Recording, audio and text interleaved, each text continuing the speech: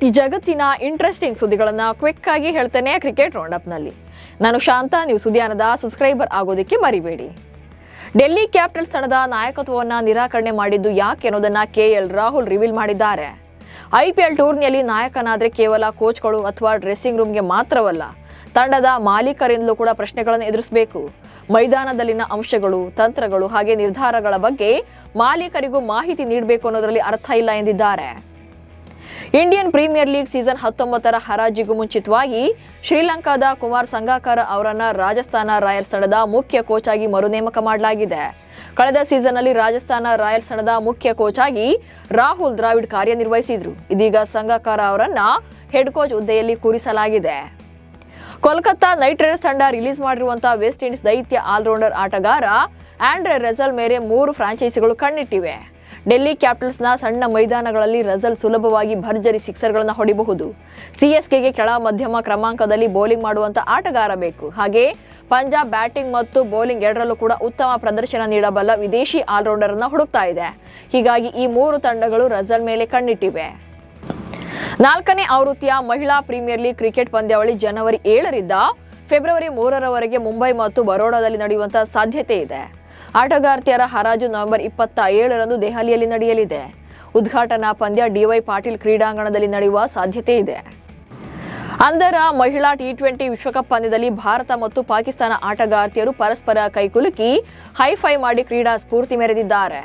ಗಡಿಯಾಚೆಗಿನ ಉದ್ವಿಗ್ನತೆಗಳ ಕಾರಣ ಪಾಕ್ ಆಟಗಾರರ ಜೊತೆ ನೋ ಹ್ಯಾಂಡ್ ಶೇಕ್ ನಿಯಮ ಪಾಲನೆ ಮಾಡಿದ್ರು. ಆದರೆ ಆ ನಿಯಮ ಅಂಧರ ತಂಡಕ್ಕೆ ಅನ್ವಯವಾಗಿಲ್ಲ. ಪಂದ್ಯದ ಕೊನೆಯಲ್ಲಿ ಉಭಯ ತಂಡಗಳ ಆಟಗಾರ್ತಿಯರು ಒಂದೇ ಬಸ್ನಲ್ಲಿ ಪ್ರಯಾಣಿಸಿದ್ದಾರೆ. ಏಷ್ಯಾ ಕಪ್ ರೈಸಿಂಗ್ ಸ್ಟಾರ್ಸ್ ಟೂರ್ನಮೆಂಟ್ನಲ್ಲಿ ಭಾರತದ ವಿರುದ್ಧ ಪಾಕಿಸ್ತಾನ ಗೆದ್ದಿದ್ದಕ್ಕೆ PCB ಅಧ್ಯಕ್ಷ ಮೊಯ್ಸಿನ್ ನಖ್ವಿ ಭಾರತಕ್ಕೆ ಟೀಸ್ ಮಾಡೋ ರೀತಿಯಲ್ಲಿ ಟ್ವೀಟ್ ಮಾಡಿದ್ದಾರೆ. ನಮ್ಮ ಪಾಕಿಸ್ತಾನ ಶಾಹೀನ್ಸ್ ತಂಡ ಭಾರತ ಎ ತಂಡವನ್ನ 8 ವಿಕೆಟ್ಗಳಿಂದ ಸೋಲಿಸಿ 13.2 ಓವರ್ಗಳಲ್ಲಿ ಗೆಲುವನ್ನು ದಾಖಲಿಸಿದೆ. ನಮ್ಮ ಯುವ ಆಟಗಾರರಿಂದ ಅದ್ಭುತ ಕ್ರಿಕೆಟ್, ಪಾಕಿಸ್ತಾನದ ಭವಿಷ್ಯ ಉಜ್ವಲವಾಗಿ ಹೊಳಿತಾ ಇದೆ ಎಂದಿದ್ದಾರೆ.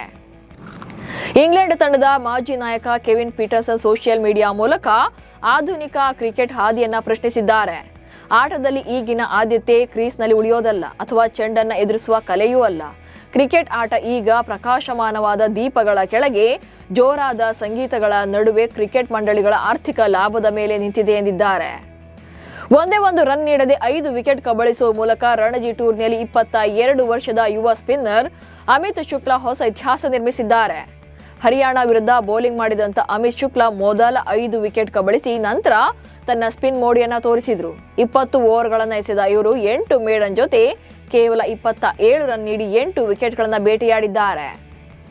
ಹುಬ್ಬಳ್ಳಿಯ KSCA ಮೈದಾನದಲ್ಲಿ ನಡೀತಾ ಇರುವಂತಹ ರಣಜಿ ಟೂರ್ನಿ ಪಂದ್ಯದಲ್ಲಿ ಕರ್ನಾಟಕ ತಂಡದ ಪರ ಭರ್ಜರಿ ಬ್ಯಾಟಿಂಗ್ ಪ್ರದರ್ಶನ ನೀಡಿದ್ದಾರೆ.